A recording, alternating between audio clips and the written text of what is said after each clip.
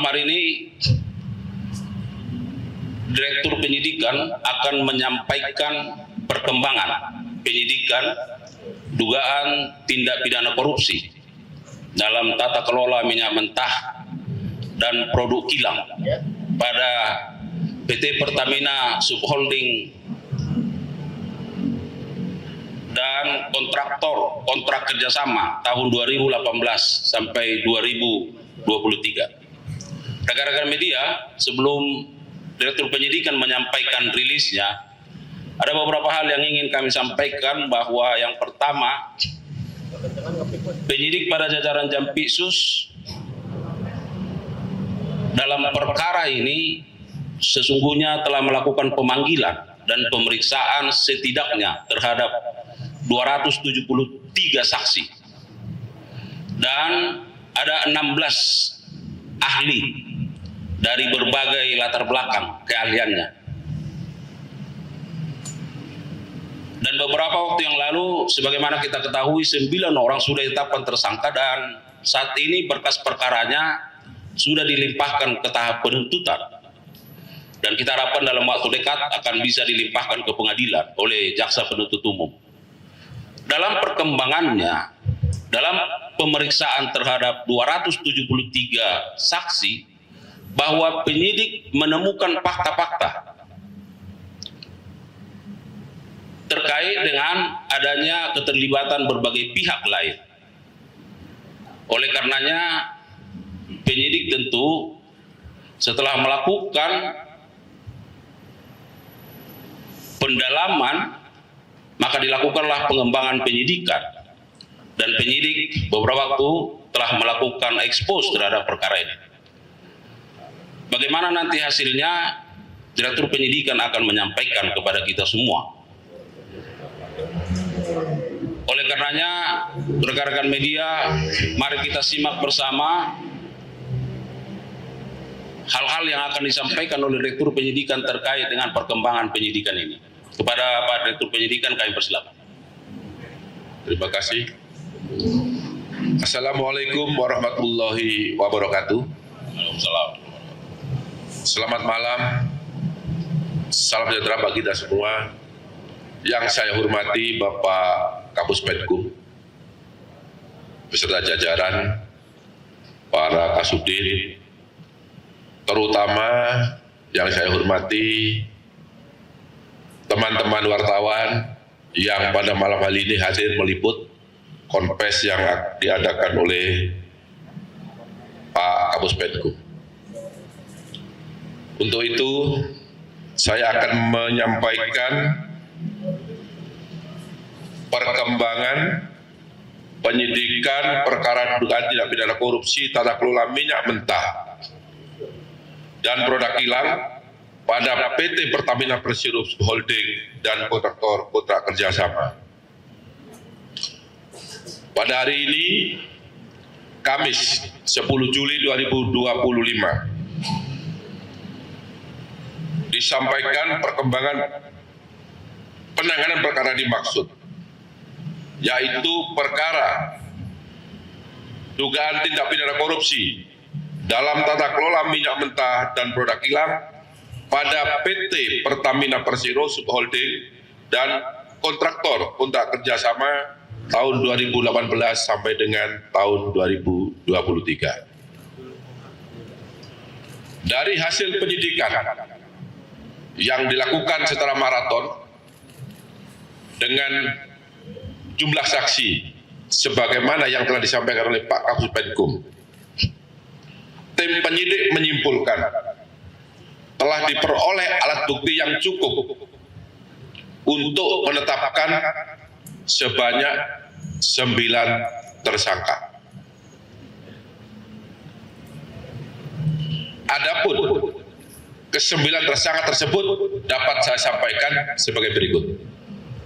Yang pertama, tersangka AN selaku Vice President Suplai dan Distribusi Kantor Pusat PT Pertamina tahun 2011 sampai dengan tahun 2015. Yang kedua, tersangka HB selaku Direktur Pemasaran dan Niaga PT Pertamina pada tahun 2014. Yang ketiga, tersangka TN selaku VP Integrated Supply Chain tahun 2017 sampai dengan tahun 2018. Kemudian tersangka DS selaku VP Crude and Product Trading ISC kantor pusat PT Pertamina Persero yang menjabat sejak tahun 2019 sampai dengan 2020. Yang kelima, tersangka AS selaku Direktur Gas Petrochemical and New Business PT Pertamina International Shipping.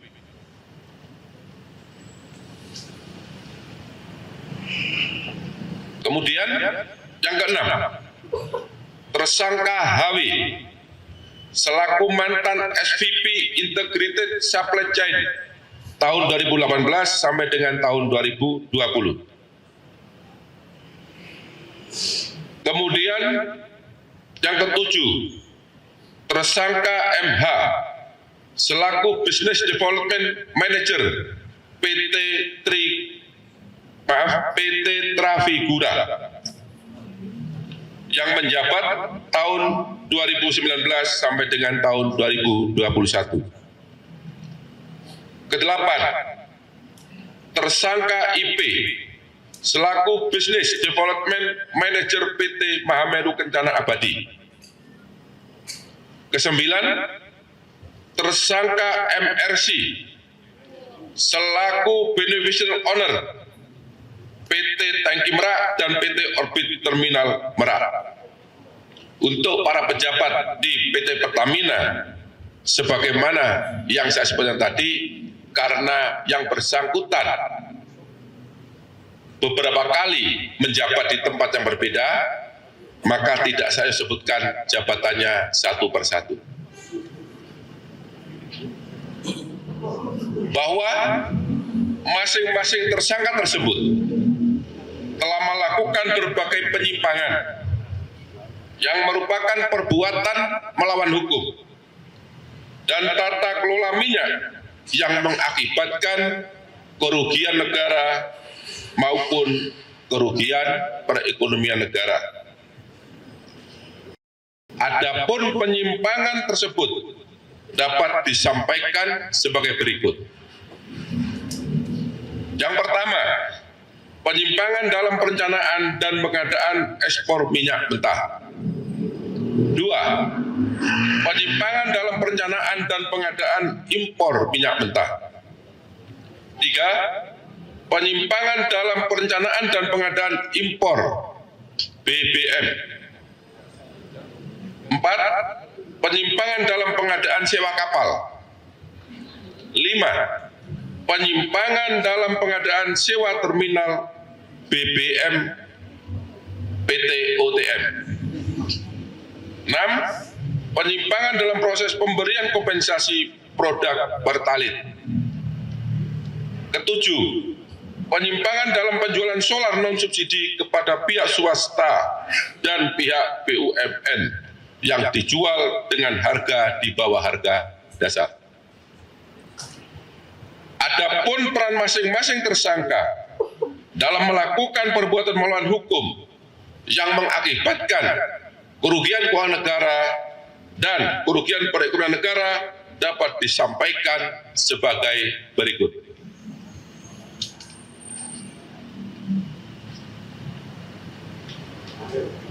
Tersangka AN memiliki beberapa peran, yaitu melakukan proses penyewaan OTM secara melawan hukum dengan menghilangkan hak kepemilikan Pertamina dan harga yang tinggi di dalam kontrak pengadaan.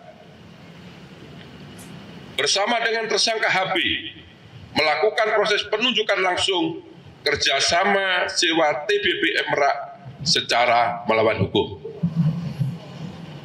Melakukan negosiasi harga sewa dengan mengakomodir nilai sewa yang mahal, yaitu sebesar 6,5 USD per kiloliter dengan menghilangkan skema pemilikan aset PT UTM. Selanjutnya, melakukan proses penjualan solar di bawah harga dasar secara melawan hukum kepada pihak BUMN dan pihak swasta. Dan yang terakhir, yang bersangkutan berperan dalam penyusunan formula kompensasi yang tinggi untuk produk Pertalite secara melawan hukum. Tersangka HB bersama dengan tersangka AN mengakomodir penawaran dan melakukan proses penunjukan langsung kerjasama TBP MRA secara melawan hukum yang seharusnya dilakukan dengan cara pelelangan. Kemudian melakukan proses penyewaan OTM secara melawan hukum dengan menghilangkan hak kepemilikan Pertamina atas objek sewa terminal BBM MRA dan harga yang tinggi dalam kontrak atau perjanjian. 3. Tersangka TN melakukan dan menyetujui pengadaan impor minyak mentah dengan mengundang demut atau supplier yang tidak memenuhi syarat sebagai peserta lelang karena yang bersangkutan dikenakan sanksi karena tidak mengembalikan kelebihan bayar. Kemudian menyetujui demut atau supplier tersebut sebagai pemenang lelang meskipun praktek pelaksanaan pengadaan tidak sesuai dengan prinsip dan etika pengadaan, yaitu volume basit yang dicantumkan dalam lelang impor minyak mentah dan perlakuan istimewa kepada supplier tersebut. Untuk tersangka DS bersama dengan tersangka SDS dan tersangka JF melakukan ekspor penjualan minyak mentah bagian negara dan anak perusahaan hulu minyak Pertamina tahun 2021 dengan alasan terjadi ekses terhadap MMKBN dan anak perusahaan hulu Pertamina tersebut.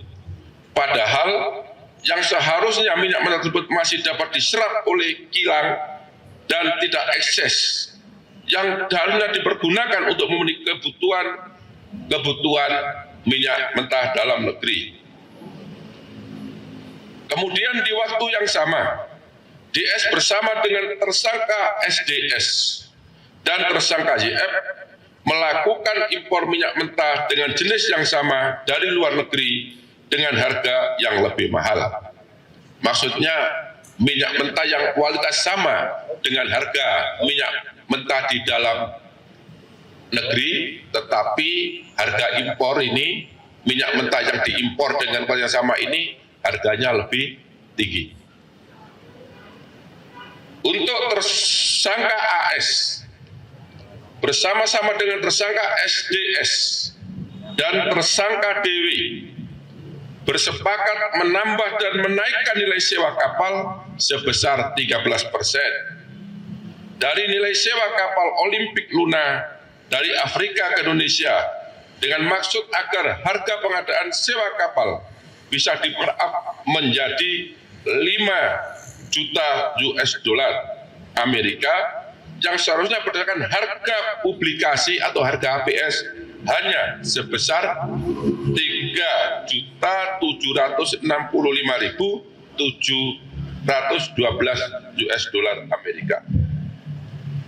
Selanjutnya AS bersama-sama dengan tersangka DW dan tersangka AP mengkoordinasikan agar kapal Suezmax milik PT Jenggala Maritim Nusantara dimenangkan dalam proses pengadaan tender time charter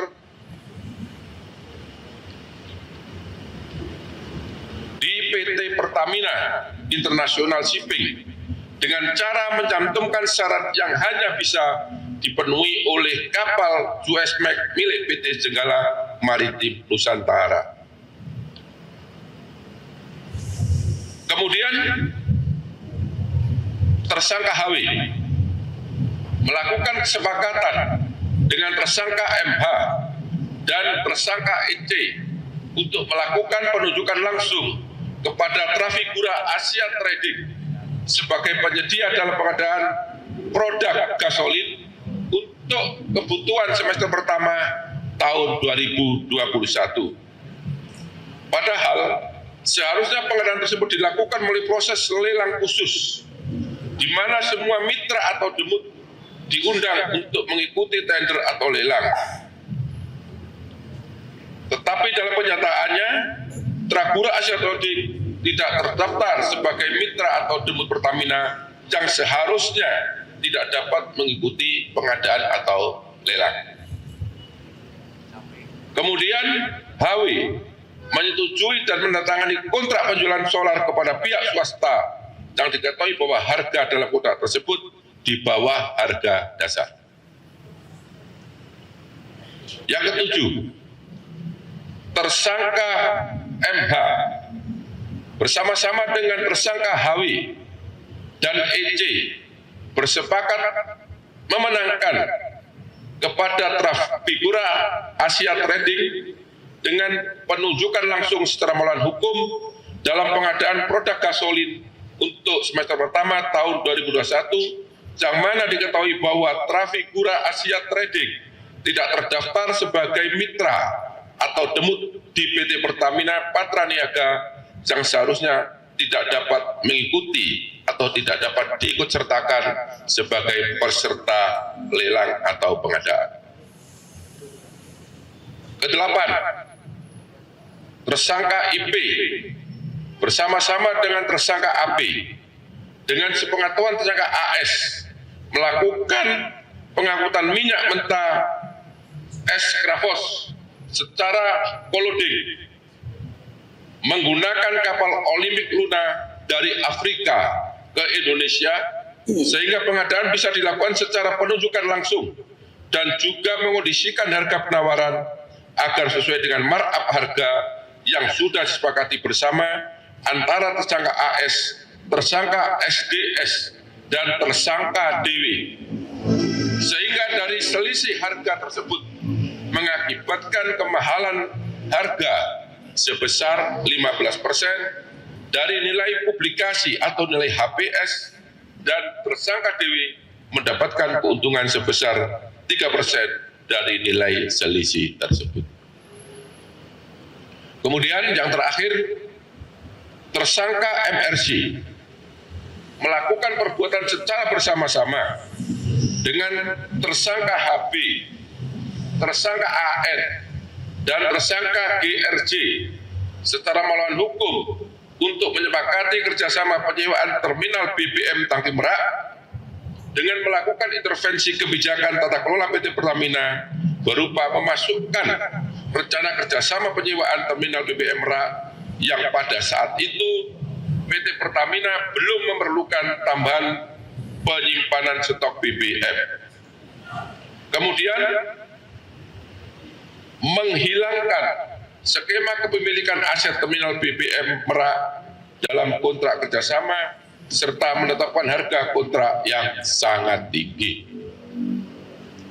Para teman-teman wartawan yang saya hormati, ini tadi sebagian perbuatan material yang dilakukan oleh para tersangka, tetapi belum saya seluruhnya kita sampaikan di sini karena sangat banyaknya perbuatan-perbuatan yang dilakukan oleh para tersangka tersebut.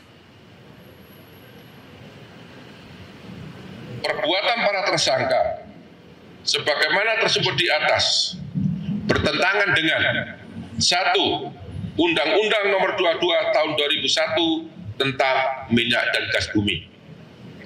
Yang kedua, Undang-Undang Nomor 30 Tahun 2007 tentang energi. Keempat, Undang-Undang Nomor 40 Tahun 2007 tentang persiaran terbatas. Kelima, Peraturan Pemerintah Nomor 36 Tahun 2004 sebagaimana diubah dengan Peraturan Pemerintah Nomor 30 Tahun 2009 tentang kegiatan usaha hilir minyak dan gas bumi.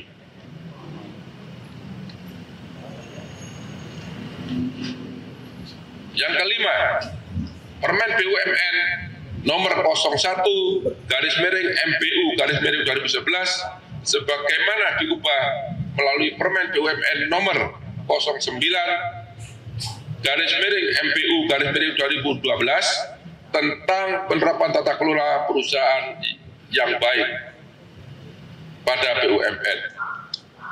Ini tidak saya bacakan semua karena ini ada 15 aturan yang dilanggar. Nanti pada saatnya dalam persidangan di pengadilan, teman-teman wartawan bisa melihat dan menyaksikan secara langsung aturan apa saja yang dilanggar oleh para tersangka. Perbuatan para tersangka melanggar pasal 2 ayat 1 atau pasal 3 junto pasal 18 Undang-Undang 31 tahun 1999 sebagaimana diubah dengan Undang-Undang nomor 20 tahun 2001 tentang pemberantasan tindak pidana korupsi sebagaimana diubah dalam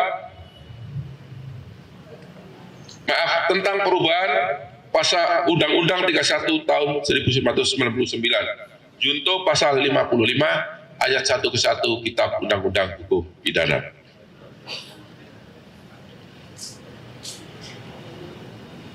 Selanjutnya, setelah dilakukan pemeriksaan kesehatan, para tersangka dinyatakan sehat, baik jasmani maupun rohani, dan selanjutnya tim penyidik melakukan penahanan terhadap 9 tersangka tersebut untuk 20 hari ke depan, 8 tersangka tersebut untuk 20 hari ke depan, terhitung mulai tanggal 10 Juli 2025 hari ini. Berdasarkan surat perintah penahanan nomor 41 tahun 2025, nomor 42 tahun 2025, kemudian untuk tersangka TN nomor 37 tahun 2025, untuk tersangka TS berdasarkan surat perintah nomor 36 tahun 2025, untuk tersangka AS berdasarkan Sprint nomor 40 tahun 2025, kemudian untuk tersangka HW berdasarkan surat perintah nomor 35 tahun 2025, kemudian untuk tersangka MH berdasarkan surat perintah nomor 38 tahun 2025, dan yang terakhir untuk tersangka IP berdasarkan surat perintah nomor 39 tahun 2025. Demikian yang dapat saya sampaikan. Apabila ada kata-kata yang kurang jelas, ada kata-kata yang kurang dipahami dan dimengerti, saya mohon maaf. Dan saya akhiri, wabillahi taufiq wal hidayah. Wassalamualaikum warahmatullahi wabarakatuh. Waalaikumsalam warahmatullahi wabarakatuh. Baik, rekan-rekan media, bahwa perlu kami tegaskan, melihat karakter dari perkara ini, cakupannya begitu luas, ya, dalam tempus yang cukup panjang. Namun penyidik pada jajaran Jampisus terus melakukan penggalian, pengkajian dan pendalaman, pengembangan dalam rangka bagaimana menuntaskan terhadap penanganan perkara ini, ya. Dan sebagaimana kita ketahui, tentu penetapan terhadap 9 tersangka dan penahanan terhadap 8 tersangka pada malam hari ini sebagai bukti bahwa kami terus berkomitmen bagaimana menuntaskan penanganan perkara ini berdasarkan fakta-fakta hukum yang diperoleh. Saya kira itu tambahannya. Kalau ada beberapa, sebenarnya ini sudah lengkap saya pikir, ya. Tapi satu, iya, suaranya. Ya, kan? 1-2 pertanyaan silakan. Ya.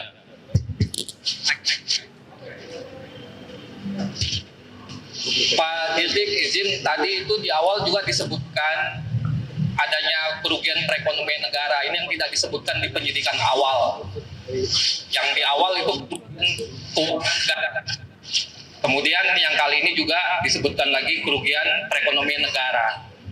Apakah kerugian keuangan negara yang pernah diumumkan sebelumnya itu sama 193 dan kemudian berapa kerugian perekonomian negara yang baru dijelaskan tadi? Kemudian yang kedua terkait dengan tadi juga disebutkan tersangka MRC itu selaku beneficial ownership dari PT OTM. Apakah MRC yang dimaksud ini adalah mantan pejabat Petral dan saat ini keberadaannya ada di mana ya Pak? Terima kasih, itu aja. Oh ya, tadi titipannya apakah MRC ini yang dimaksud adalah mantan peninggi Petral, yang dimaksud itu Muhammad Riza Halid. Baik. Silakan Pak Dir. Mungkin kalau itu sudah dijawab udah clear ya. Ya, terima kasih. Saya pertanyaannya sangat baik ya. Pertanyaan saya jawab bahwa memang pada saat awal penetapan tersangka yang pertama tim penyidik menemukan bukti yang kuat adanya kerugian keuangan negara. Ya, seiring dengan perjalanan waktu, karena perkara terus berkembang, kami mengundang, meminta, memanggil ahli untuk menghitung kerugian perekonomian negara. Ya, jadi benar tadi yang saya sampaikan, selain kerugian keuangan negara, penyidik juga menghitung kerugian perekonomian negara. Ya, jelas ya. Kemudian yang kedua, MRC. Tadi sudah saya sebutkan siapa MRC. Nah, nanti silakan. Saya rasa kawan-kawan sudah pada tahu. Jadi ini sesungguhnya pertanyaan yang nggak diperlukan ya. Saya yakin juga tahu siapa MRC ya. Tadi sudah ditanyakan. Yang bersangkutan adalah BU. Bahwa yang bersangkutan ini adalah BU atau beneficial owner. Tadi sudah sangat jelas di PT OTM. Ya. Jadi dia sekarang keberadaannya diduga tidak di dalam Indonesia. Namun demikian penyidik sudah memanggil dengan patut. Sampai hari ini yang bersangkutan tidak pernah menghadiri panggilan tersebut.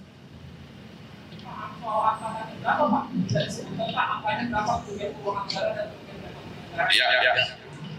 Bahwa kerugian perekonomian negara dari luar negara berdasarkan hasil penghitungan yang sudah pasti dan nyata jumlahnya, ya, itu totalnya 285 triliun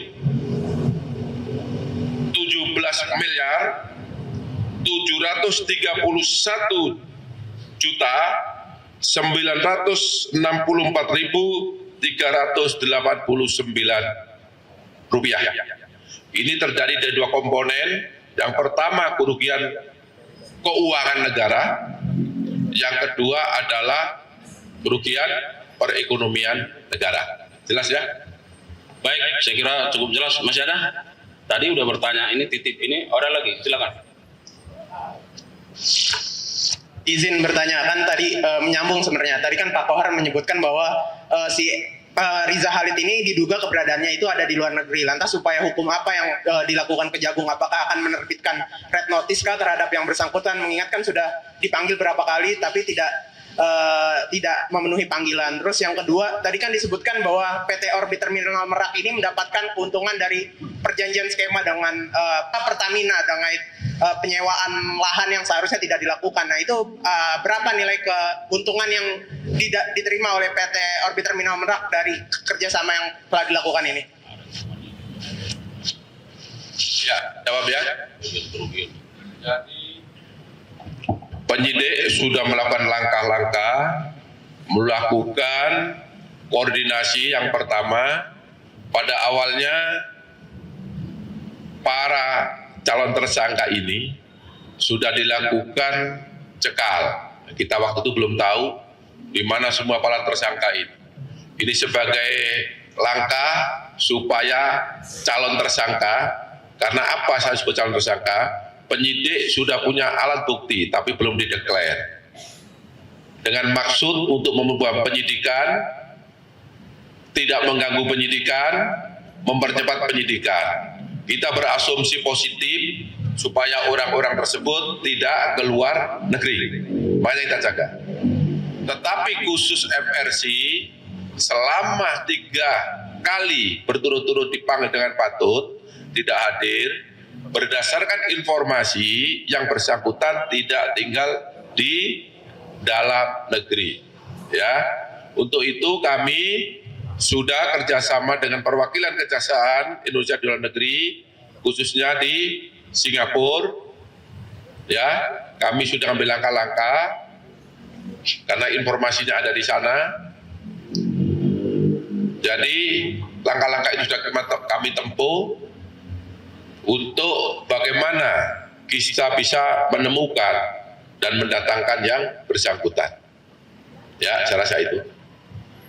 Kemudian untuk OTM, maaf lupa ya, OTM, bahwa perjanjian OTM antara Pertamina Patraniaga dengan PT OTM itu berlaku selama 10 tahun, di mana dalam waktu 10 tahun itu seharusnya OTM itu menjadi milik PT Pertamina Patraniaga. Tapi klausul itu di dalam kontrak dihilangkan. Padahal berdasarkan hasil kajian dari Pranata UI itu sudah jelas apabila 10 tahun dengan harga yang saya sebut tadi itu sudah ada klausul Pertamina akan menjadi aset atau sharing aset menjadi milik PT Pertamina Patraniaga, tapi itu dihilangkan. Berapa kerugian?